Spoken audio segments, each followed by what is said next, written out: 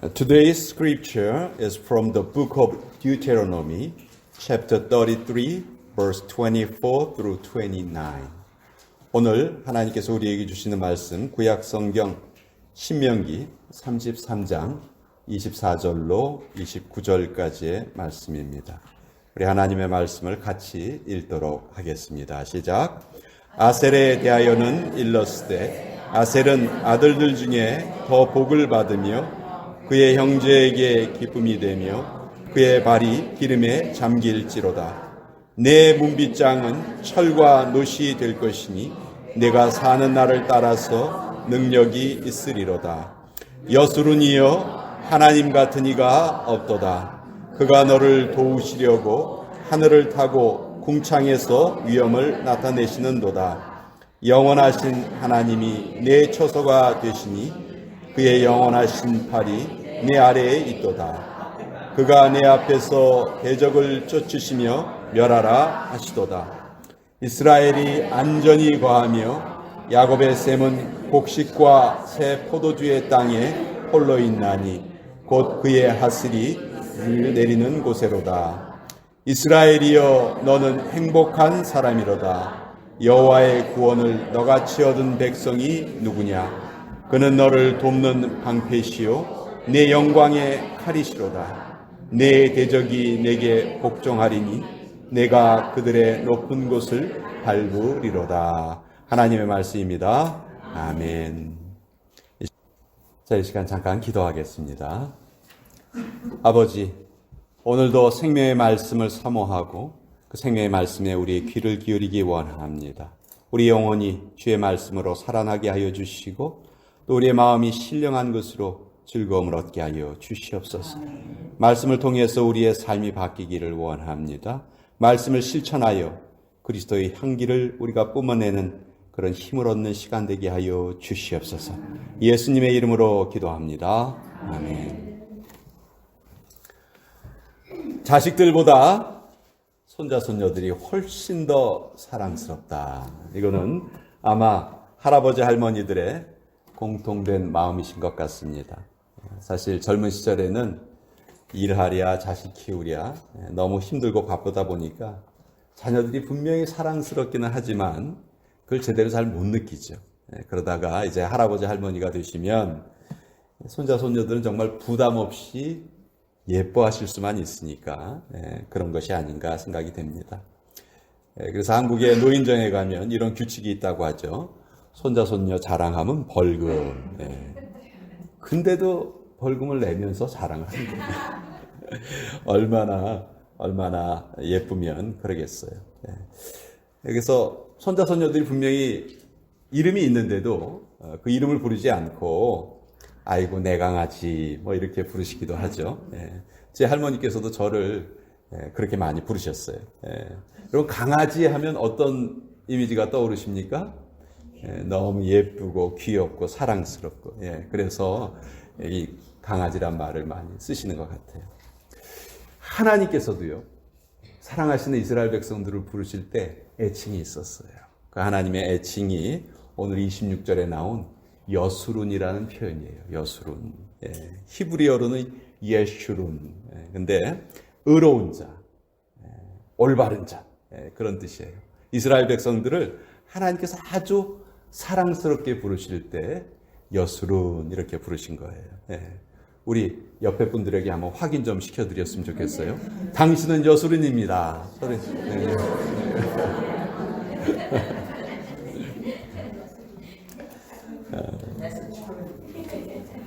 자, 오늘 이 본문은 모세가 남긴 유언과 같은 말이에요. 여러분, 모세는 아주 잘 알려진 인물이죠. 대부분의 성도들께서 모세가 몇 세까지 사셨는지 다 알고 계세요. 몇 세까지 살았습니까?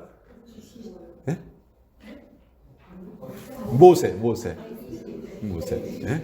120세까지 사셨죠. 120세. 나이도 중요하지만요. 그때까지 기력이 쇠하지 않고 눈이 흐리지 않았다. 이렇게 성경이 이야기를 합니다. 그 강건함의 복이 우리 모두에게 주어지기를 축원드립니다. 모세는 그 생애를 마감하면서 이스라엘의 12지파에게 축복을 하고 자기의 생을 마감을 합니다. 신명기 33장 1절에 보면 하나님의 사람 모세가 죽기 전에 이스라엘 자손을 위하여 축복함이 이러하니라. 그래서 신명기 33장은 모세가 축복한 내용이 쭉 나와 있어요. 근데 오늘 우리가 읽은 부분은 그 중에서 아셀 지파에 대한 축복의 내용이에요. 여러분, 아셀 지파 하면 성경에 이렇게 자주 등장하는 지파가 아니에요. 그렇지만 알면 알수록 아주 실속이 있는 지파였다 하는 것을 우리가 알게 돼요. 유명하진 않지만 복을 많이 받은 지파. 평범한 것 같지만 아주 풍요하게 살았던 지파가 바로 아셀 지파예요. 아셀. 아셀이란 이름은 기쁨이란 뜻입니다. 기쁨, happiness. 창세기 30장 13절에 보면 레아가 이르되 기쁘도다 모든 딸들이 나를 기쁜 자라 하리로다 하고 그의 이름을 아셀이라 하였더라. 아셀은 야곱의 8번째 아들인데요. 레아가 이 아이의 이름을 기쁨이라고 지었어요. 그런데 사실 속사정은 전혀 그렇지 못했어요. 왜 그랬을까요? 이 아들은 자기가 낳은 아들이 아니었기 때문에 그래요. 자기의 시녀 실바가 자기 남편을 통해서 낳아준 아들이 아셀이에요. 여러분, 야곱 집안에 아내가 4명이나 있었어요. 그냥 얼마나 지지고 볶는 얘기가 있었겠어요. 그렇죠? 야곱이 외삼촌의 집에 가서 종살이를 하다가 외삼촌에 2딸이 있었는데 누구에게 야곱이 꽂혔죠? 꽂혔다고 해야 되나? 동생 라헬을 좋아했어요. 그렇죠? 근데 첫날 밤을 딱 지내고 보니까 아침에 일어나 보니까 누가 누워 있는 거예요? 언니가 누워 있는 거예요. 언니가 세상에. 그래서 일주일 후에 야곱은 한 번 결혼을 더 합니다. 일주일 사이로 2번 결혼을 했어요. 자기가 좋아했던 여인은 동생 라헬이었다고. 근데요, 인생이 참 묘해요. 이 야곱에게 사랑을 받았던 라헬은 아이를 낳지를 못해요. 그런데 언니 레아는요, 아들을 벌써 4이나 낳아줬어요. 여러분, 여러분이 동생 라헬이라면 이때 기분이 어떨까요? 한번 생각해 보세요. 처음에는 자기 남편을 빼앗겨 버렸죠. 게다가 지금 자기는 아이를 하나도 낳지 못하는데 언니는 벌써 4이나 낳았어요. 당시에 여자가 아이를 낳지 못한다 하는 것은 정말 큰 부끄러움이었습니다. 그러니 얼마나 속이 상했겠어요. 결국 라헬이 이때 어떤 생각을 하게 되냐면 안 되겠다. 내 여종이라도 내 남편에게 주어서 아들을 낳아야 되겠다. 당시에는 종이 낳는 자녀는요, 다 자기 자녀였어요. 그래서 라헬이 이런 일을 해요. 그래서 이제 2 아들을 낳은 거예요. 근데 요거를 누가 지금 계속 지켜보고 있냐면 언니 레아가 다 지켜보고 있는 거예요. 언니라고 해서 지금 기분이 좋은 게 아니에요. 왜냐하면 자기가 지금 아들을 4씩이나 낳아줬는데 남편의 마음은 자기에게 없는 거예요. 남편의 마음은 늘 라헬에게 가 있어요. 그러니까 편할 리가 없죠. 그래서 라헬이 자기의 여종을 통해서 아들 2을 낳아주는 것을 보고 이 언니 레아도 자기의 여종을 또 남편에게 줍니다. 그래서 또 이 언니의 여종 실바를 통해서 야곱이 또 2 아들을 낳아요. 그 낳은 2 아들 중에 한 명이 바로 오늘 주인공인 아셀이에요. 아셀. 여러분, 예수님의 제자가 몇 명이죠? 12명이에요. 야곱에게 몇 아들이 있었죠? 12아들이 있었어요. 근데 예수님이 제자를 1-2명만 주셨으면 참 좋을 것 같은데, 그렇죠? 12명 이름 외우기 참 어려워요. 또 야곱도 아들을 12명이나 낳았단 말이죠. 근데요, 짧은 영어 문장 2개만 여러분이 외우시면 야곱의 12아들의 이름을 순서대로 잘 외우실 수 있어요. 요 문장을 여러분이 좀 기억하셨으면 좋겠어요. 첫 번째 문장은 Repentant sinners love Jesus. 회개하는 죄인은 예수님을 사랑한다. 그런 뜻이에요. 2번째 문장은 do not give animals in Jew jelly beans. 예. 동물원에 있는 동물에게 젤리빈을 주지 말아라. 그런 뜻이에요. 예. 근데 이 두 문장을 통해서 12아들의 이름을 순서대로 외울 수가 있어요. 예. 맨 첫 번째, go back, please. 예. go back. 예, 여기에요, 지금. 예. 여기 R은 첫째 아들 루벤이에요. 예, 그렇죠? 두 번째 S는 시므온, 세 번째 L은 레위, 지저스 할 때 J는 주다, 유다죠. 그리고 다섯 번째가 단, 납달리, 갓, 아셀, 그리고 이사갈, 스불론. 그리고 11번째 아들이 유명한 조셉이죠. 그리고 마지막 아들이 벤자민. 예, 그래서 이 두 개의 영어 문장을 통해서 여러분들이 이 12아들의 순서를 잘 알 수가 있습니다. 자, 오늘 우리가 읽은 성경 중에서 앞에 두 구절은 아까 그 모세가 아셀 지파를 축복하는 그런 내용이었는데요. 여러분, 성경에는 참 축복이 여러 번 등장을 합니다. 근데 성경에 나오는 축복은요, 크게 두 가지의 의미가 있어요. 하나는 그 축복하는 사람의 간구가 담겨 있는 거예요. 간구. 축복하는 사람이 축복을 받는 사람에게 이러한 일이 이루어지기를 소망합니다. 일종의 기도예요, 기도. 하나님, 제 아들이 이렇게 살기를 원합니다. 제 딸이 이렇게 살기를 원합니다. 이렇게 이루어 주시옵소서. 이런 간구의 의미가 있고요. 두 번째는 성경에 나오는 축복은 예언적인 성격이 있어요. 예언. 그래서 그 축복 속에 하나님의 계획이 있고 하나님의 목표가 있어요. 그리고 그대로 대부분 다 이루어지는 것이죠. 그래서 축복의 두 가지 성격은 무엇과 무엇이다? 간구와 무엇이다? 예언이다. 우리가 우리의 자녀들을 축복하는 것도 마찬가지예요. 우리의 자녀들이 그런 삶을 살기를 간구하는 의미도 있지만 또 예언적인 의미가 있는 거예요. 우리의 말에 힘이 있기 때문에. 자, 아셀 지파에게 모세가 뭐라고 축복을 했는가? 구체적으로 살펴보면요. 아셀에 대하여는 일렀으되 아셀은 아들들 중에 더 복을 받으며 그의 형제에게 기쁨이 되며 그의 발이 기름에 잠길지로다. 내 문빗장은 철과 놋이 될 것이니 내가 사는 날을 따라서 능력이 있으리로다. 예. 자, 이 축복은 모세가 아셀 지파에게 한 축복인데요. 모세가 지금 12지파에게 축복을 하지만 사실이 12지파의 조상인 12아들에게 누가 축복을 하고 죽었냐 하면 그 12아들의 아버지 야곱도 축복을 하고 죽었어요. 그래서 지금 우리가 읽은 부분은 모세가 한 축복이고요. 창세기에 보면 야곱이 각 12아들에 대해서 축복을 한 내용이 나와요. 근데 창세기의 아셀에 대해서는 어떻게 축복을 했느냐? 창세기 49장 20절에 보면 아셀에게서 나는 먹을 것은 기름진 것이라. 그가 왕의 수라상을 차리리로다. 야곱이 자기의 8번째 아들에게 축복한 내용은 네가 왕의 수라상을 차릴 것이다. 예. 왕의 수라상을 차린다는 말이 뭐예요?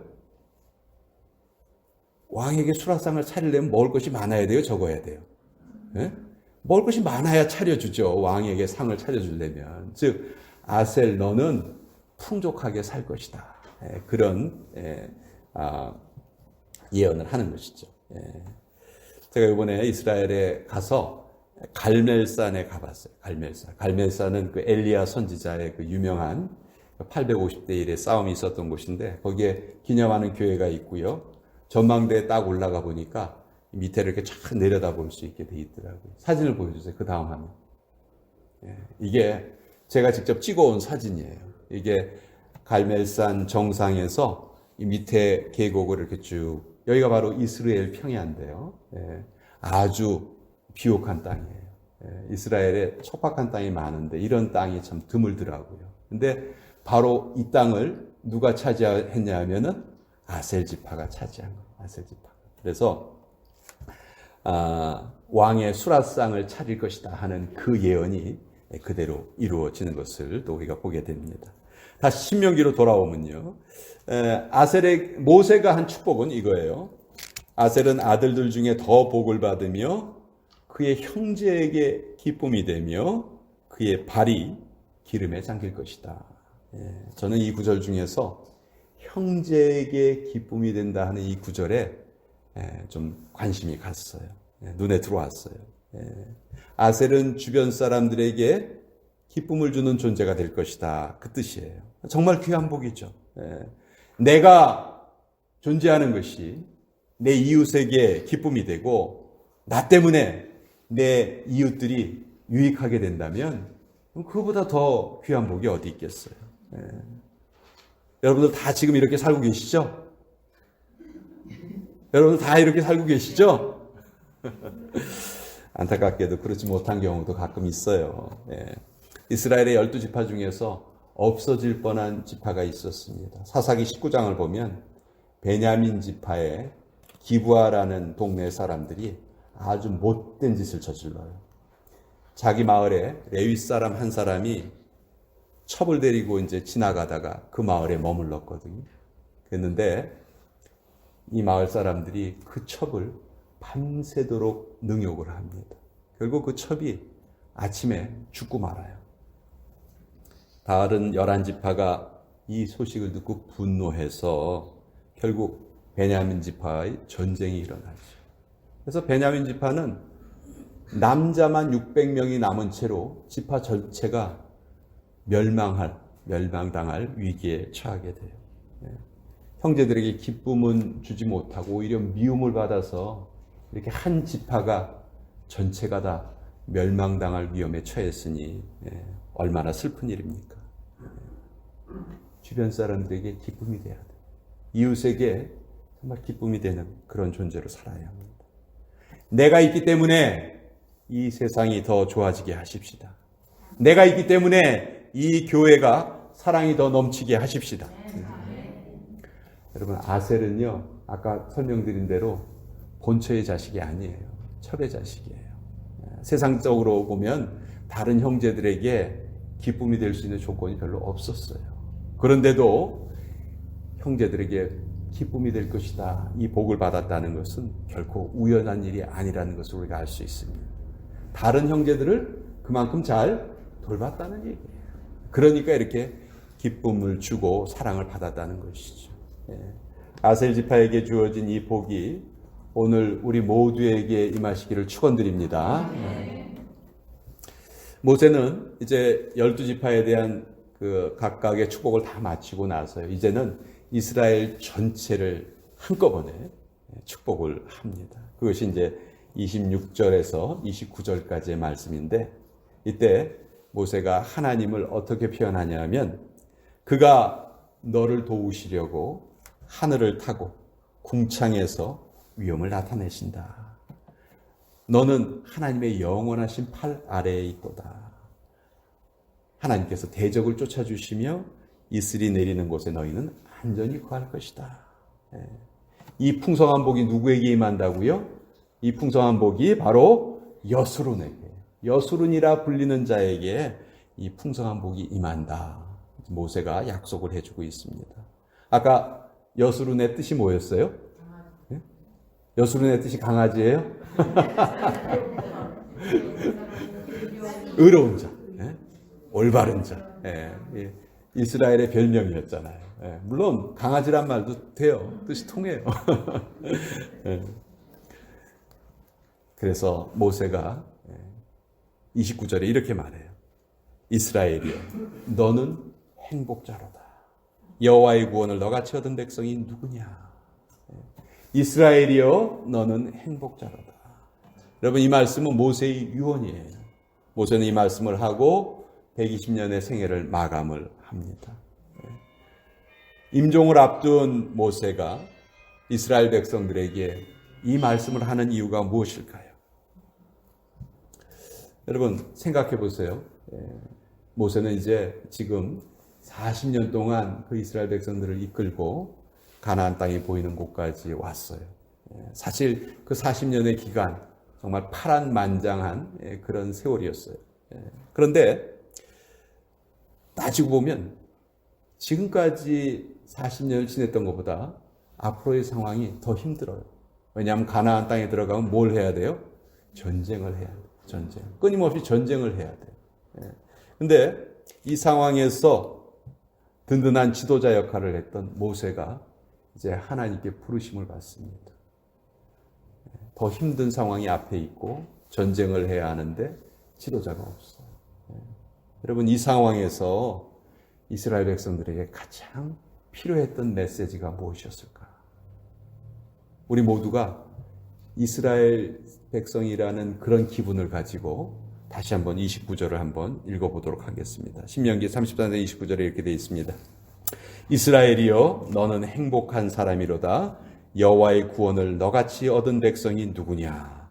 그는 너를 돕는 방패시요 내 영광의 칼이시로다.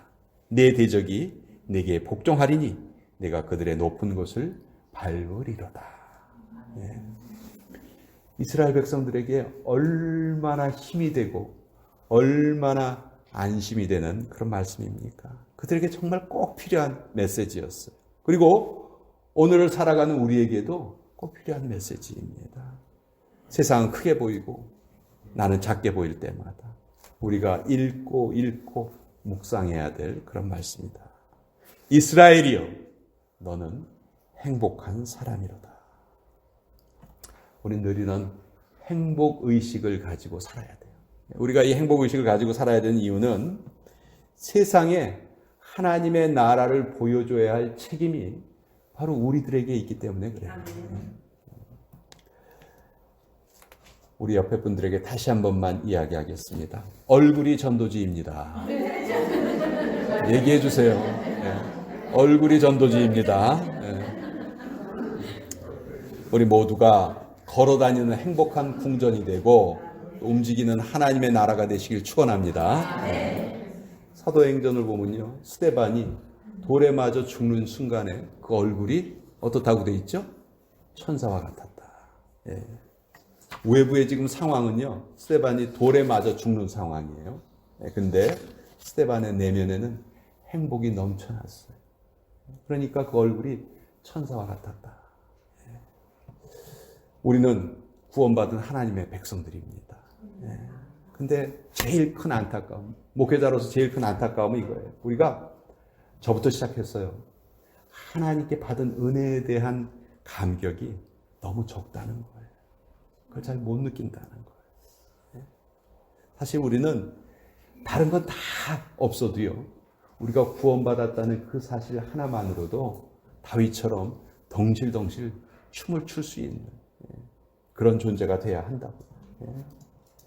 행복은 결코 소유에 있지 않고 우리의 믿음 속에 있습니다. 우리는 행복한 사람들입니다. 예수님을 믿고 이미 구원의 여정에 들어선 선택받은 사람들이에요. 하나님께서는 광야 같은 이 세상을 사는 동안에 오늘까지 우리의 삶을 지키시고 돌봐 주셨습니다. 앞으로도 변함없이 하나님께서는 여수run인 우리를 돌보실 것입니다. 그래서 우리는 행복합니다. 기도하겠습니다. 아버지 하나님, 우리는 우리 자신에 대해서 너무 모르고 사는 것 같습니다. 변하지 않는 주님의 말씀이 우리를 행복한 사람들이다 알려주시는데도 이것에 대해서 우리는 제대로 깨닫지를 못합니다. 아버지요, 우리의 둔함을 불쌍히 여겨주시옵소서.